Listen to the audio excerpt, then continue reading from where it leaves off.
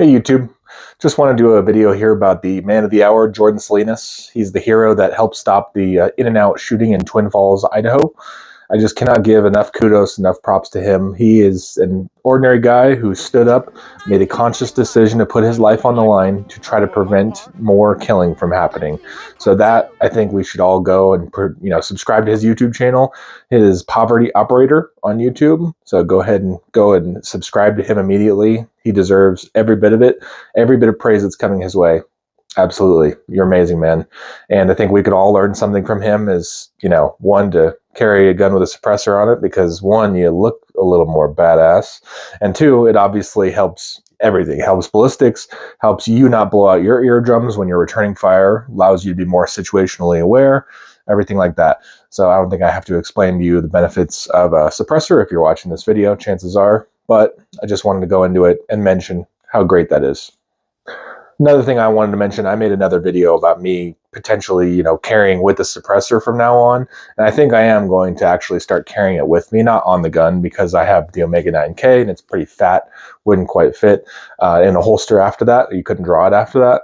So I probably would carry it with me, just in addition to it, in addition to my gun. We're still not sure whether Jordan, put his suppressor on after the fact, or if the gun was just sitting in his, I've seen he has a shoulder holster that he can draw with the suppressor on it. So I'm not sure if he had that entire rig in the back of his car or something along those lines. Who knows? I'm sure we'll come out with more information soon, but it is kind of worth taking a look at as carrying a gun with a suppressor for that reason, and many reasons I already mentioned. Also, another thing that's going to be on the top of my list to look into is maybe getting a lockbox for my vehicle, where I can actually lock up maybe a truck gun in there. I'm really, really weary about putting and leaving a gun in my vehicle at all times, because that's like the number one places that guns are stolen from is vehicles. And then next is homes, obviously. I could have those reversed, to be honest, but either way, it's one or two. So I'm really, really nervous unless I have an actual dedicated lockbox that's physically mounted in the vehicle. But I think now I'm actually going to take a much deeper look into that and do some research on that more in depth now because of that. Because obviously he did a great job in suppressing the shooter and everything and drawing him away from everybody else, drawing the attention to himself. But imagine if he could have just pulled out a carbine of his own and ended the threat instantly and not let him get a single other shot off. That would have been ideal, of course. Not trying to take anything away from him. He did absolutely amazing. I would have done the exact same thing if I were in his position. And when I did go to In-N-Out this weekend, you better believe that I was carrying, of course. As far as truck guns go, this one might be a good candidate. This is the Springfield Kuna 9mm. I think a 9mm carbine would be pretty good for most applications. Obviously probably want a little bit more firepower, like a 5.56 of some sort. I would understand that. But in the situation that we're talking about today, I mean, a 9mm carbine would have been pretty perfect and still very small in that regard. I mean, this is a very compact package and you can still shoulder it, be very comfortable. It's a solar powered optic, battery backup, got the can, 30 round mag. What more can you really ask for in a situation like that? I can confidently hit 100 yards with this, probably 7 out of 10 times or something, especially if I'm going pretty fast. Obviously, it's not anywhere comparable to actually having someone shoot back at you, but it's definitely going to be more accurate than just strictly a handgun on your body. So this would be a good option for you. Another similar option would be MP5K.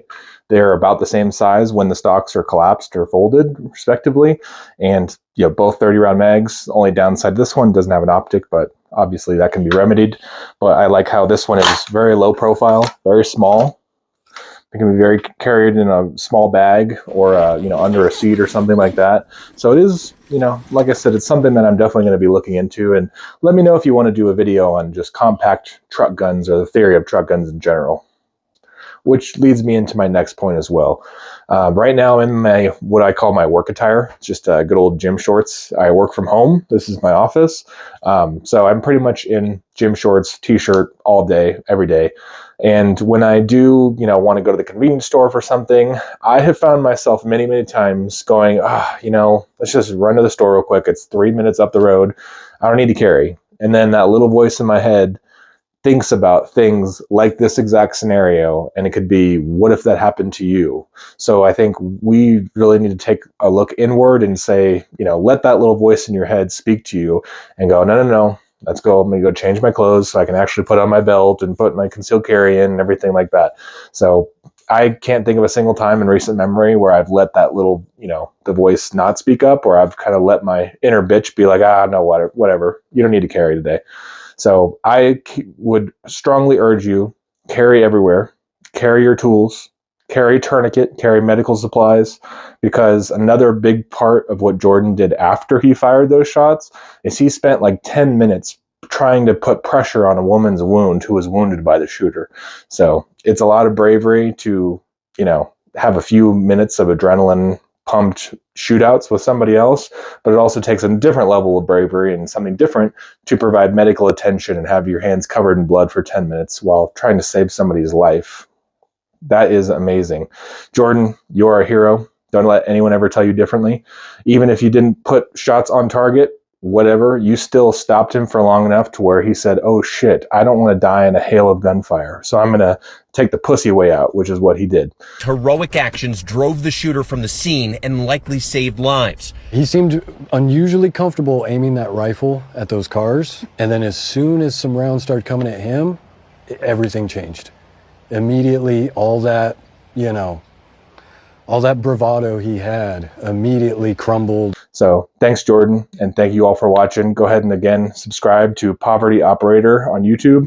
If you like this video, give me a like too. Appreciate it. Thanks, YouTube.